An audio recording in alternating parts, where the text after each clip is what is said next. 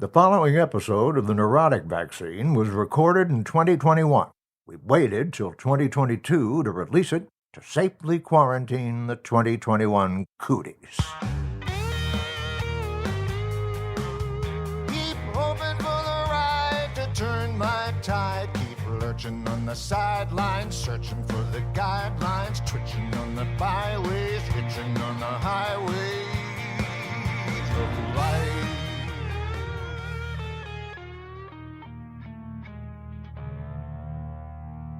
Welcome to virtual therapy session 2 of the neurotic vaccine. I'm clinical and forensic psychologist Dr. Scott Kopoian. As we all look forward to welcoming COVID immunity into our lives, this podcast aims to provide another type of immunity in these unsettling times, and immunity in the broadest sense of the word to neurosis for the listeners, and especially my patient, former Seinfeld writer and author Andy Cowan. Especially me? How am I supposed to become less neurotic after hearing that? Andy, you're not especially more neurotic, but you're especially special, and you're especially the focus of my attention and your best efforts in this therapy session. Okay. I've been more convinced by a Hallmark greeting card, but okay. Are you saying that wasn't the type of incentive? You're sure not saying I was it. going to say, is that not the type of incentive you were looking for? I barely have the incentive to answer that question. I'll tell you, women aren't looking for neurotic on these dating apps. I'm still on those damn dating sites, Dr. K. I mean, they're like a bad drug. I can't wait to get off them. Well, I'm encouraged by your energy and your activism in still being on these sites, because to me, that shows effort. Maybe we just have to work on your mindset. It's like stopping for peaches at the end of the day. Most of us have been picked over and rejected. We're bruised and mushy. Some of them are wearing masks now in their profile pics. Does that mean I need to wear a mask in mine? Is a computer virus spread by droplets now? You can't even tell what they look like. And if the picture's pre-pandemic and they're wearing a mask, they're hiding something. Well, Andy, there's so much richness in what you just said, but I want to focus on one part of it that really struck me and hopefully will hit you in the right way. I think you're making broad, sweeping generalizations about what women want and what they don't want. Is that something you can see? It's the Me Too era, Dr. K. I'm not sure women want you associating them with the word broad. Oh, well, that's a peculiar interpretation, Andy, but let me assure our audience I was talking about a different semantic definition of broad. I'll tell you this, online, I'm already wearing a mask. The pretending I'm as active as I am in this picture mask. The pretending I'm as happy as I am in this other picture mask. Are you? My mug is on dating websites. Lost and not found. What do you think? And then there are all these profiles of women you'd think would be smart enough to realize by their age, our age, that you can't have everything in life. He's got to be adventurous and willing to travel, likes 5-star hotels, or sleeping in a tent, and eat an occasional steak. Not kidding. My arteries weren't clogged enough for this woman. At least these women are letting you know what their interests are, and these may be not must-haves. They may be more aspirational, and it's a perfect opportunity for you to dialogue with them and find out what they really mean. What do you think of that? I should dialogue with them after they write, I like food. Wow. We both need sustenance or we'll die. Oh, we have so much in common. And you're a phenomenal cook, allegedly. Well, I cook up excuses to get out of bad dates. And that too. This is another thing a lot of them are looking for from a guy. Teach me something new every day, which means I got to learn something new every day. I'd have to find somebody to teach me something new every day. That's too much pressure. It's a challenge, Andy. What do you like to do for fun? Oh, that's a standard list you have to fill out. Such a loaded question. I mean, singing jazz and playing the cajon doesn't cut it, because that's what I like. What she really wants to know, what do I think she likes to do for fun that I'm willing to pretend I like and also pay for? So a bit of acting involved, isn't there? What's the entertainment package I'll be offering her for when I alone don't cut it? Oh, and here in LA, you see him hiking, climbing mountains, water skiing. If I saw a picture of him at home, kicking back, watching TV, yelling at Sean Hannity, believe me, I'd be much more smitten. Andy, let me ask you, what are some of the things you would like to do? What are some of the activities you find fun? I find it fun when my therapist listens to when I said I enjoy singing jazz and playing the cajon. Perhaps I'll find a therapist who does that someday. Oh, and I think you should push that forward at the top of your responses To who? Other shrinks? to women. Maybe even sing to them. Well, it'll be easy to sing the blues. That's a place to start. We're talking about a dating website where you can't talk to them, let alone sing to them, unless they give you their number. I'm not talking about an MGM musical. And I guess based on the jerks they've met up till now, some of their profiles treat you like you're just another loser in waiting. I saw this, I swear. Don't lie about your height. If you have issues with your mother, I don't want to hear from you. That means you'll have issues with me too. I'm not your mother. I don't need a grown kid to baby. I already had a kid. Feel like we've had our first fight and we haven't even met yet. Yeah, well, that doesn't sound like a profile that you're going to connect with, Andy. Women my age look at me the way development execs look at a script. They're prepared to find something they don't like. Oh, and some of them leave so many pictures. 25. I mean, by the time I'm done, Feel like we could already use separate vacations. oh, and they got to throw in those selfies. I know this is unfair, Dr. K, but my takeaway, you're selfish. That's too harsh. Let's say selfish. She thought taking a hallway mirror selfie depicted her uniqueness in a separate way from the 500 other women taking hallway mirror selfies.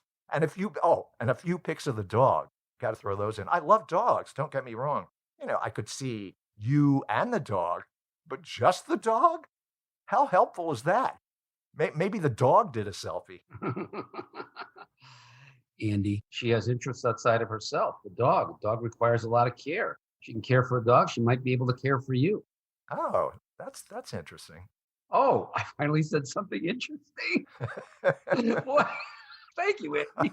You sound insecure. Are you sure you don't need therapy, Doctor? I have my moments and I acknowledge them and I move on, Andy. That's the secret to my success. And I know you wouldn't call it success. Yeah, come to think of it, why are you equating caring for a dog with caring for me? I won't be scratching the door to go out. I never go out. You've said a lot today in this visit, and a lot of it was really negative predictions and negative thoughts about your experiences on the dating sites. And I'm sure there's tremendous validity in that. I don't want to take that away, but I have to think that you still are engaged and there's something in you that wants to make a response positively. Can you identify one part of your engagement that's exciting, that's involving? I've never been involved with someone enough to become engaged.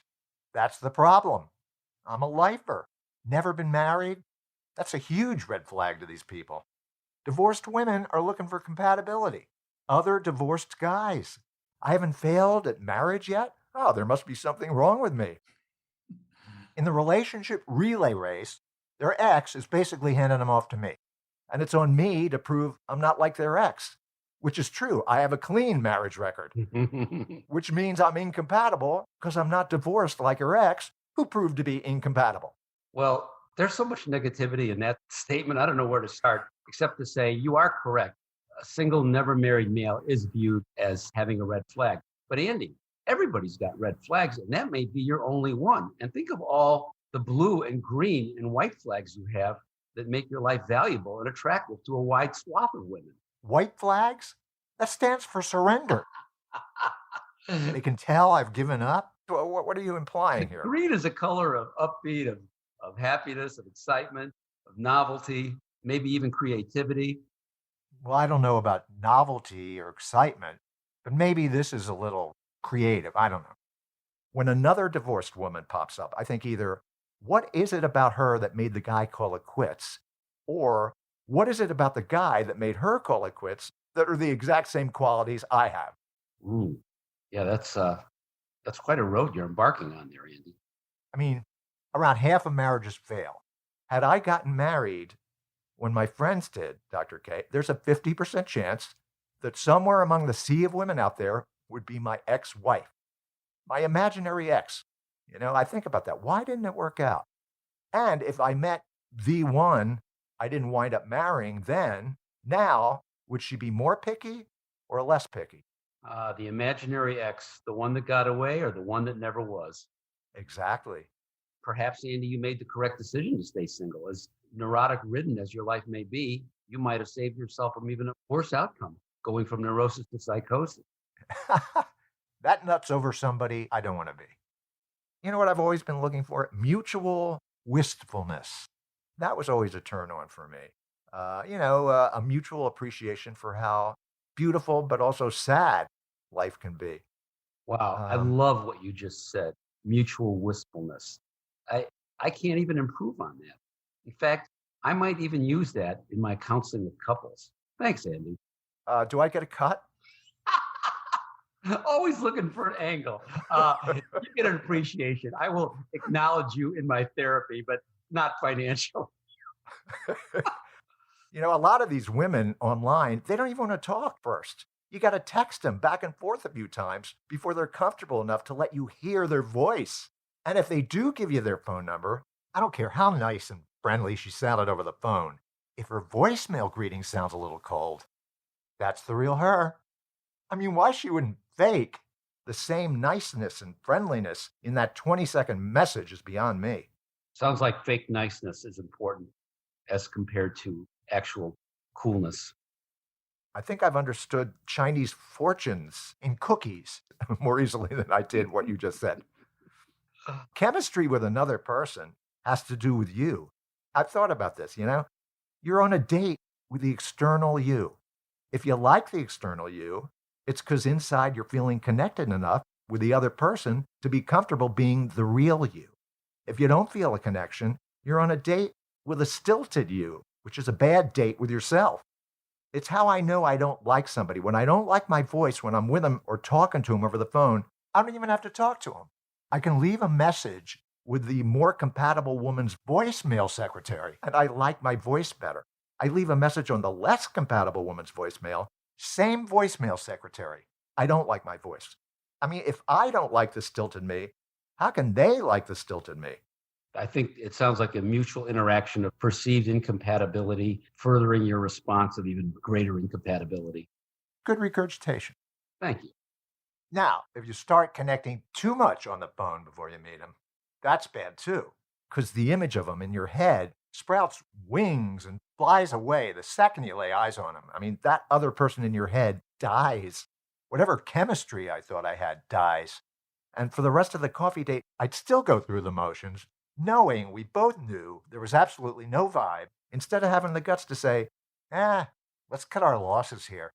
You know what, though? I see something really positive there. You're a real gentleman, Andy. You know there's no chemistry, yet you made a date with the person. You keep it going. That's an attractive quality. People relate to that. Maybe I should put in my profile. If I don't like you, I'll be nice enough to fake that I like you until we're done with our coffee. Will that attract more women? Well, Andy, I think you might want to hold that in reserve. Oh, this woman's profile I answered once held nothing in reserve. Turns out she was asexual. It was right there on her profile. I must have noticed sexual, not the A part of it. Typical guy. She wasn't gay. Not that there's anything wrong with that. She was into guys, but she had no interest in anything resembling sex. And I liked her.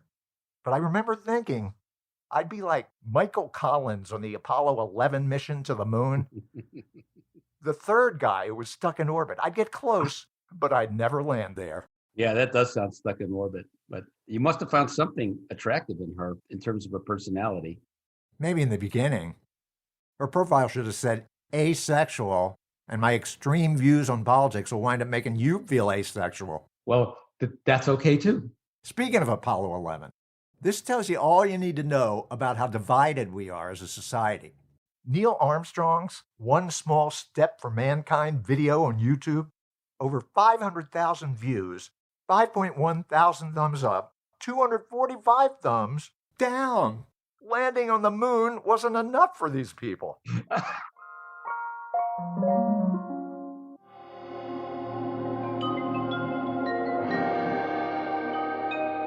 A George line I once wrote in one of my Seinfeld first drafts, I always liked. Blind people have it made. They don't need looks. All they're looking for is a decent voice. Tons of decent voices. And Jerry would go, looking for? Well, I do see things a little more clearly after that therapy session, Dr. K. Well, I'm glad you do. I wasn't sure if you were, but it sounds like you had some moments. Reliving them was almost as unfulfilling as living them the first time. Everything you're talking about, Andy, are all opportunities for knowledge and connection with the other person. The dialogue starts somewhere, and you can find out a lot depending on the kind of questions you ask and the kind of responses you get. And if it doesn't work, you move on. Moving on, speaking of dialogue with women, and a special woman, this is such a kick. A rare talk show guest who gave birth to a neurotic icon will be joining us today, Cathy comic strip creator and author Cathy Guisewite. Yes. Can't wait to hear what Cathy has to say. 34 years of Cathy strips. Can you imagine? That's over 12,000 strips. What have I created over 12,000 times I can be proud of? Nail clippings? You have a history of creativity, Andy, and it's going to live beyond you. Over my dead body. I'll take what I can from that encouragement. It's your own way to achieve immortality, Andy. Well, I know this much.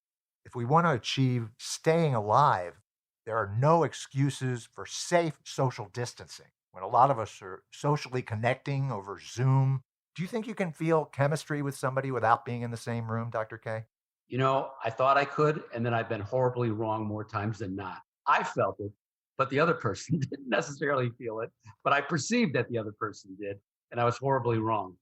Well, I'm not in the same room with you, and I don't feel chemistry, thank God. Now that's a challenge. But you know what? Since I haven't met my soulmate on dating apps yet, maybe I can virtually connect with a potential soulmate out there who might be listening right now. I like the optimism. I like the upbeat hope. Whoever you are out there, of the opposite sex, connect with me. Right now, please. I'm talking to you.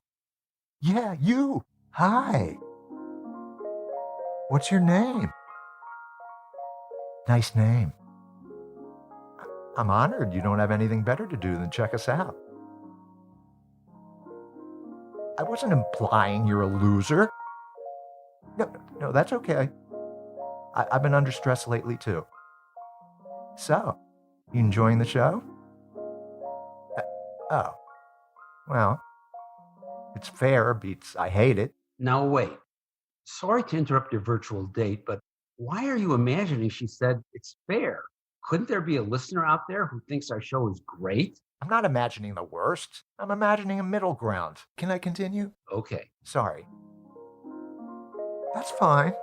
You're entitled to your opinion. No, I mean your opinion is as valid as anybody's. Well, no, not as valid as a moron's. What I mean is, it's more valid than a moron. Wait, now you've got me tongue-tied. No, I'm not blaming you. You have to go to the restroom? Oh, well, you know where your bathroom is. Well, Andy, there's parts to this that were noble and connection-oriented. I think it went relatively well. Jeez. And I thought Steven Seagal was a lousy actor. I mean, she hates me, Dr. K. I want to go out with her. If only she didn't hate me. I want her to like me. I want her to like me. Oh, she's coming back. Hi. Are you okay? I'm not implying you weren't okay before. Listen, I'm really sorry we don't seem to be hitting it off. I just wish you'd give me another chance. You're nervous? What do you have to be nervous about? Because of me? Well, I'm not a star or anything. I'm just a regular guy. Well, sure, I'd like to go out with you too. Yeah, we'll figure out a safe place. What about next week?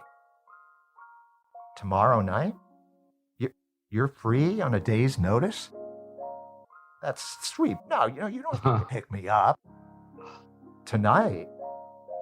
Well, I'm usually kind of tired after the show. You want to spend the night? I'll call you sometime. If only she didn't like me. Something's got to be wrong with her.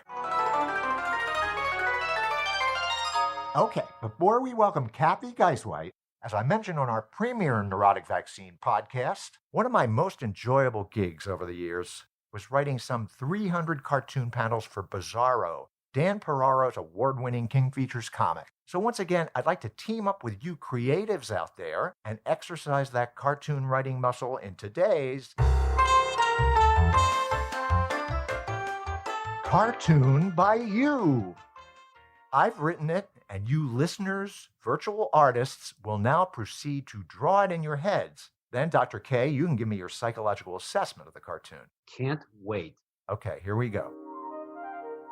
Guy in office cubicle to other guy in office cubicle. I wish I spent less time at the office, thinking about being on my deathbed, wishing I'd spent less time at the office. I love this guy's thoughts, pondering meaning and trying to find it in his remaining days. I'd like to thank Office Cubicle Guy for prompting me to create a new psychological intervention, the deathbed fantasy. Imagine this is your last day alive and you get a do-over. What, if anything, would you do differently? Not ask you to analyze that cartoon? That I might have done differently. Remember in show 1 when I said things could be worse, Dr. K? Of course. Well, thankfully, things are better on the COVID front than they were when our special guest, Cathy Guisewite, stopped by.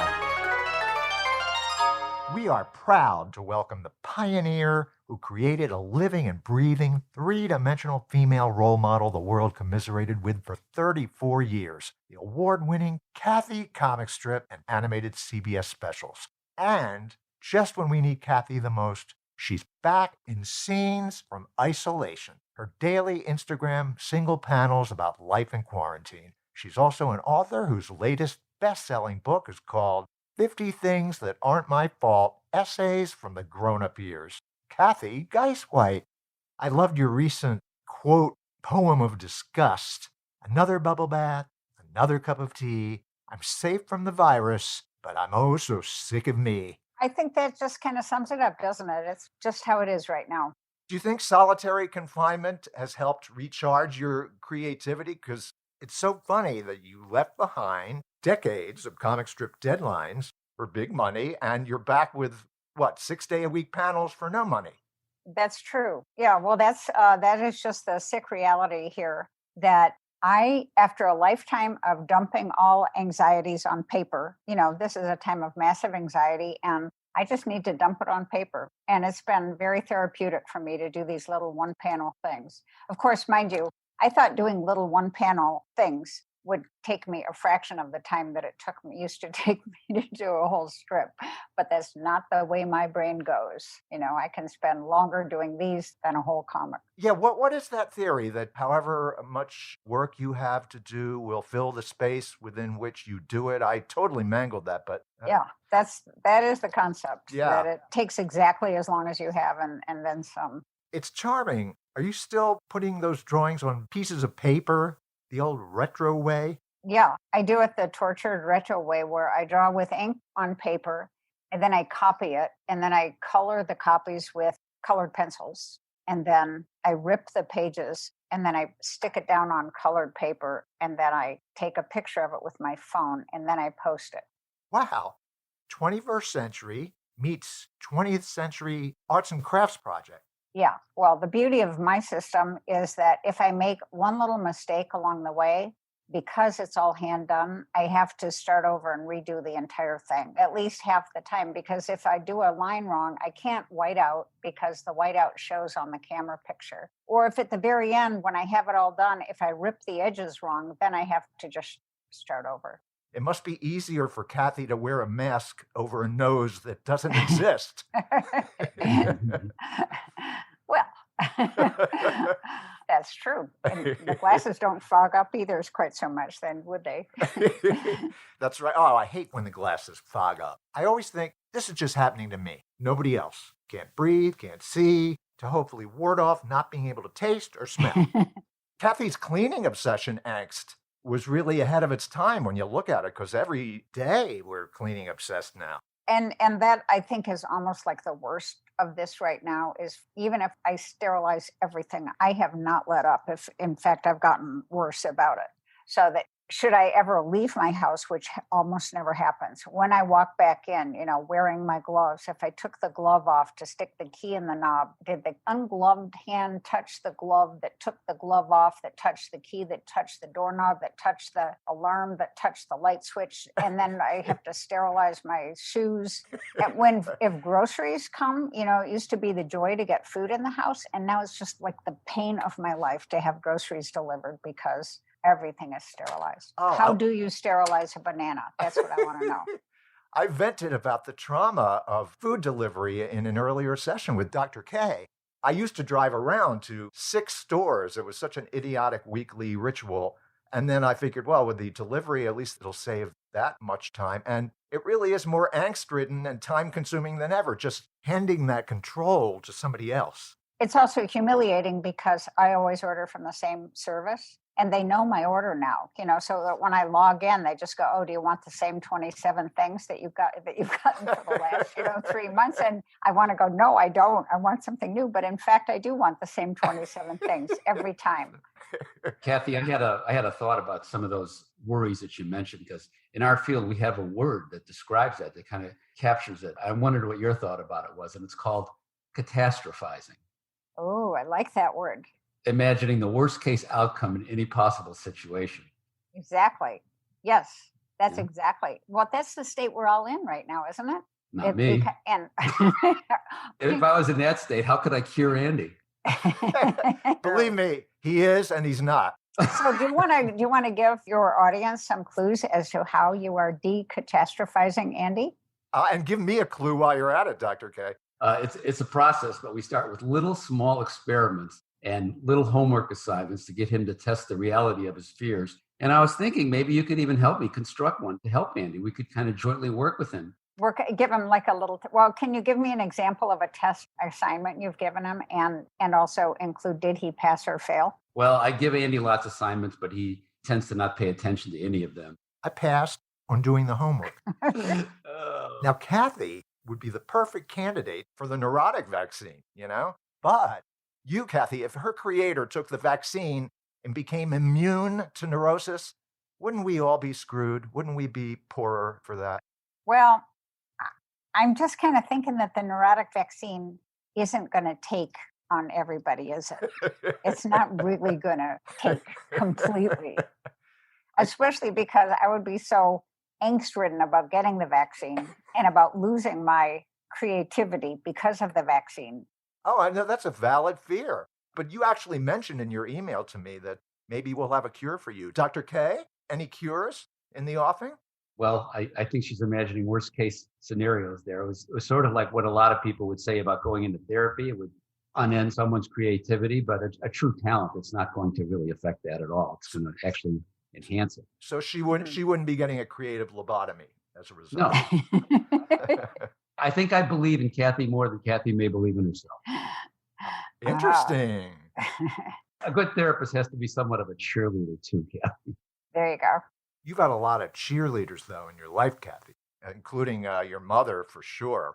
My mother is still a cheerleader. And honestly, one of the reasons I keep doing my daily little scenes from isolation is because my 98-year-old mother can do 2 things electronically. 1, check her email, and 2, answer her phone, which is still attached to a cord to the phone, which is attached to the wall, but she can check her email. So she loves getting a little cartoon in the morning, and she'll say to me, "Oh, isn't it nice you're retired and you're not working anymore?" And and I go, "Well, Mom, actually I am working because I'm doing those like daily cartoons every day, and then I'm answering the people who respond to the daily cartoons." And she said, "Oh yeah, but you're not working."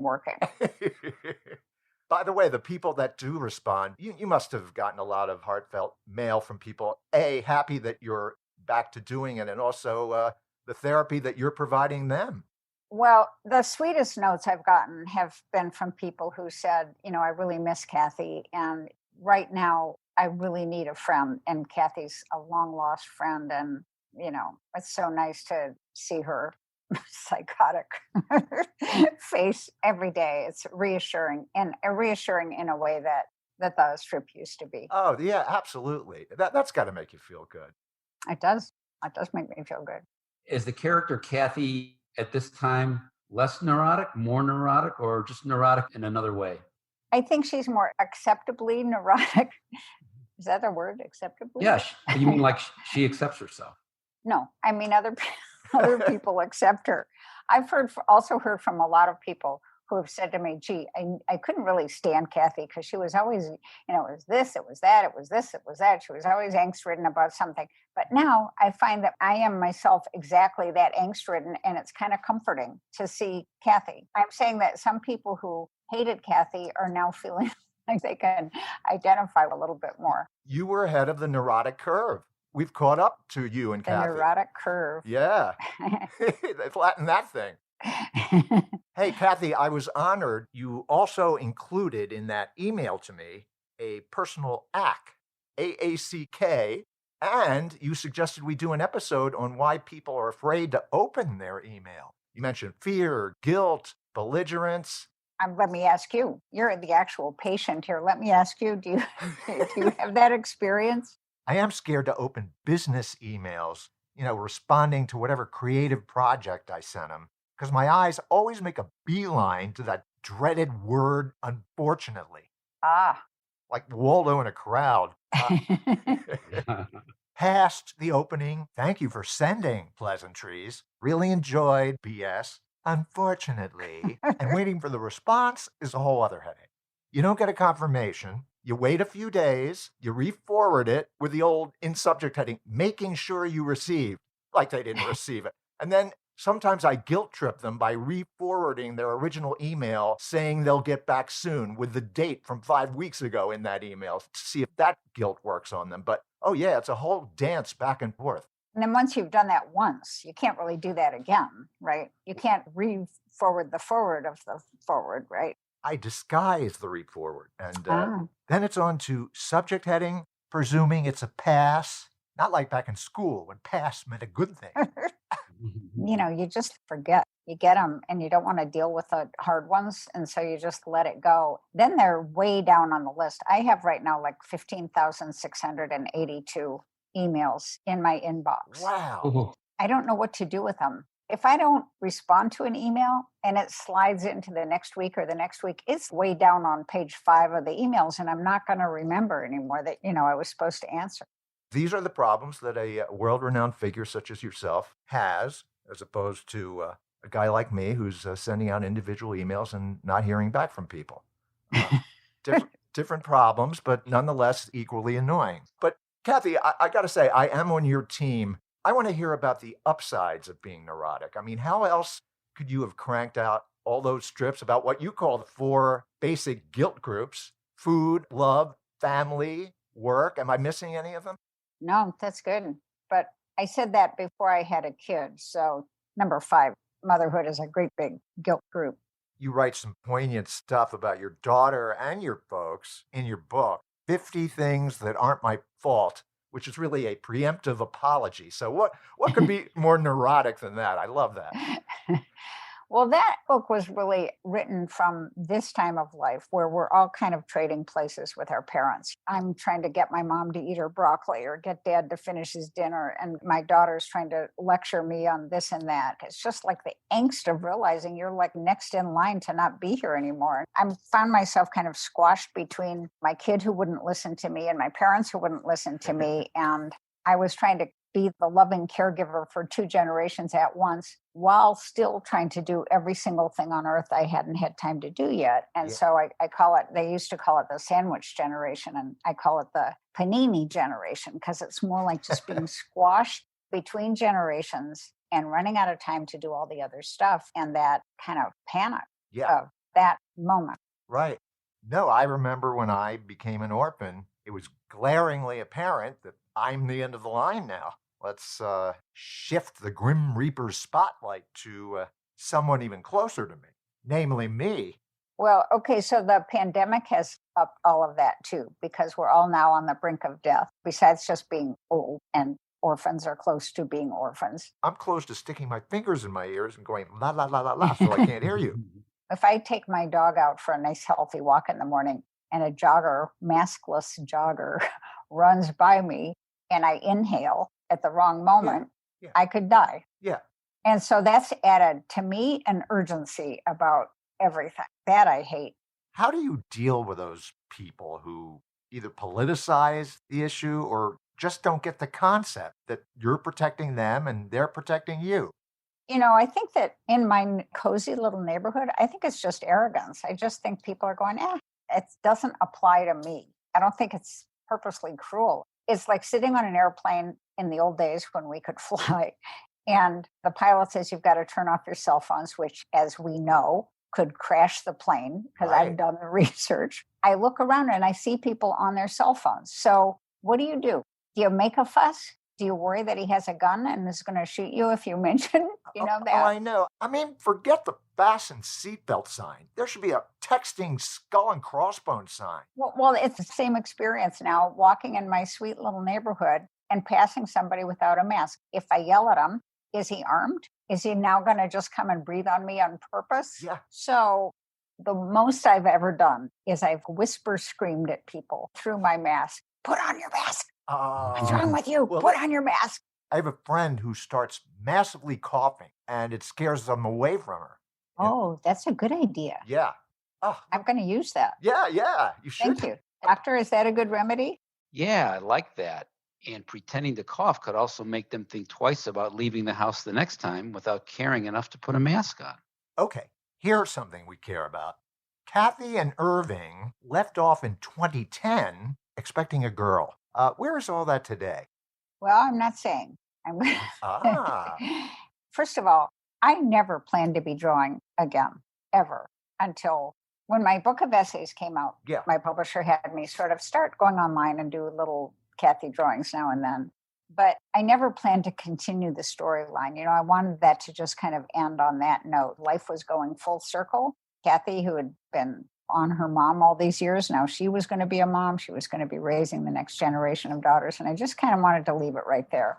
And in the little one-frame cartoons I've wound up doing, I mean, I couldn't possibly try to pick up the storyline. And, I also draw them 3 inches big. So there's like no room. People just have to imagine what happened.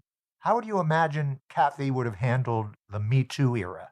I would have written about it in the strip. I did write one little tiny Me Too moment long ago in the strip when her boss gave her a ride home and he talked his way into her apartment and he was trying to get cozy with her and she punched him in the nose.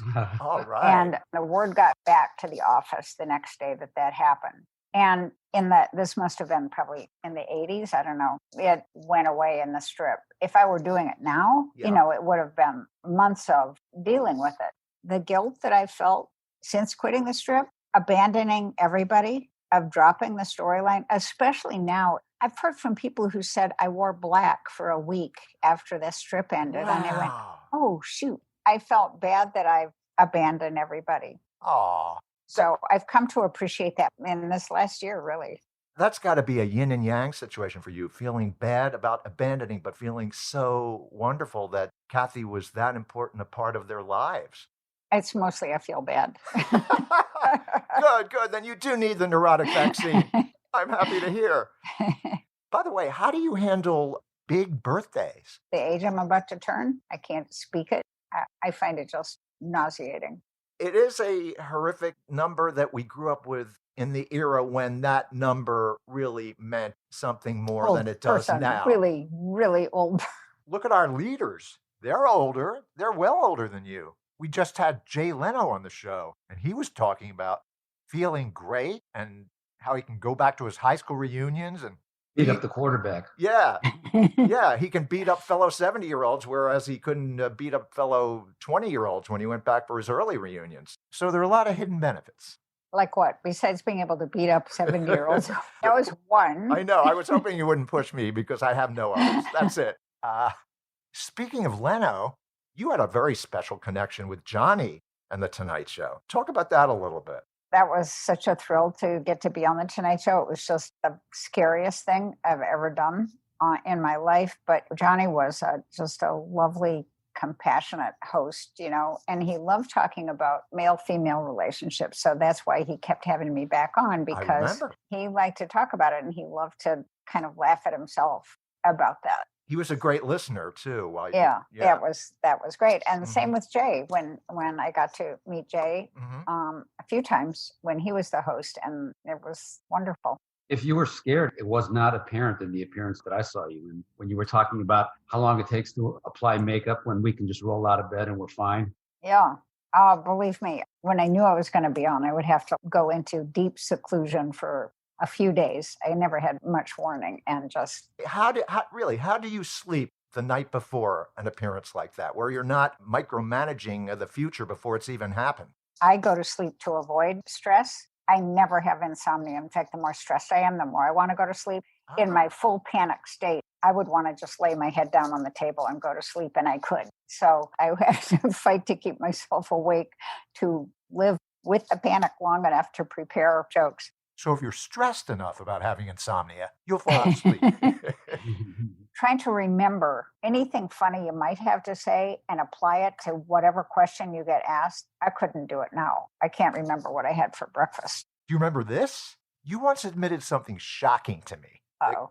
That Cathy would have been open to a fling with Opus, the penguin in Bloom County. Now, when that strip was relaunched in 2017, didn't she wake up in bed with another character, Steve Dallas? No. Oh, What? I read that online. That shows you you can't rely on any of this stuff. No. Somebody probably did a parody of the strip. Oh. I have seen those where she was in bed with different people, but I would never. That's like not my humor. It's not my style. Oh, no. That's a relief. So I have so much more renewed respect now for Cathy, knowing that never happened. Yeah, that would not have happened. Dr. K, any other issues we haven't touched upon? Yes, Cathy, you wrote about the 4 issues that women struggle with. That's what your character was focused on. What do you think would be the 4 issues that men would struggle with? I have some thoughts about what they might be, but I'm curious as to what yours are. Wow. I called mine the 4 basic guilt groups for women. And what would they be for men? They wouldn't be guilt. They'd be more like obsessions. They'd be more like obsessions. As enlightened as a lot of men are now, I think men are obsessed with their strength, their looks, their ability to win and achieve. And Not this man. Maybe achieve. Forget strength. I need a hammer to pop open an applesauce with. Their perceived strength, their perceived look. Exactly, perceived ability to be still the king. Huh. I don't know. Tell me, you're the guy. What do you think? I think there's 4 basic areas. Money, sex, sports, and stuff. Sex, sports, and stuff. Yeah, that's a good way to put it. Wow. And if you consider sex a sport and you pay for it, you kind of combine all those elements. Very nice, Andy. If you enjoyed this episode, please rate and review us and give us a follow on Twitter at Andy G. Cowan. We want to thank Cathy Guisewite, our supporters at the Benstown McVeigh Media Podcast Network, Mike McVeigh, Chachi, Kevin Horton, Susan Aksu, and of course you, our listeners, for your much appreciated support. What about my support? Take it up with your mattress. Come visit AndyCowan, that's COWAN.net for a way to reach out and get my big book, Banging My Head Against the Wall, A Comedy Writer's Guide to Seeing Stars, forward by Jay Leno, available at Amazon, Barnes & Noble, Black Rose Writing, and at the National Comedy Center in Lucille Ball's hometown, Jamestown, New York. Hitchin' on the Highway of Life, opening theme by yours truly, instrumental performance by Marty Rifkin, the full tune also available on Amazon, musical stingers by Steve Crum, Lazy Day closing theme by the Bob Mincer Big Band. For your mental wellness, you can reach me at drscottk@psysolutions.net. Until next session, I'm Andy Cowan. And I'm Dr. Scott Kopoian. For now, I see our time is up.